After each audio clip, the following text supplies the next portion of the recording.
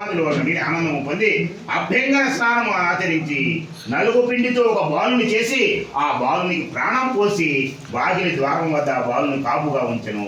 స్నానానంతరం పార్వతీదేవి సర్వాభరణములు అలంకరించుకొని పతి కొరకు నిరీక్షించుతునేనట. అప్పుడు పరమేశ్వరుడు నందిని ఎక్కి వచ్చి లోపలి పోగా వాకిలి ద్వారమందున్నటువంటి బాలుడు అడ్డగించెను. శివుడు కోపించి త్రిశూలముతో ఆ బాలుని కంఠము కట్టించి లోపలికి ప్రవేశించను. అంత పార్వతీదేవి భర్తను చూచి ఎదురేగి అర్ఘ్యపాదులను పూజించిన తర్వాత వారి ఇరువురు పరమానంద భరితంగా ప్రియభాషణములు ముచ్చటించుండగా ద్వారం వద్ద గల బాలుని ప్రసంగం వచ్చెను.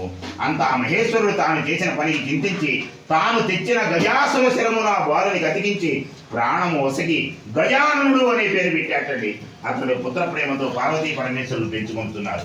ఆ గజాననుడు తల్లిదండ్రులు కర్మభక్తితో సేవించుతుండగా అతడు సులభముగా ఎక్కి తిరుగుటకు అనింజుడు అనే ఒక ఎలుకను తన వాహనముగా చేసుకొని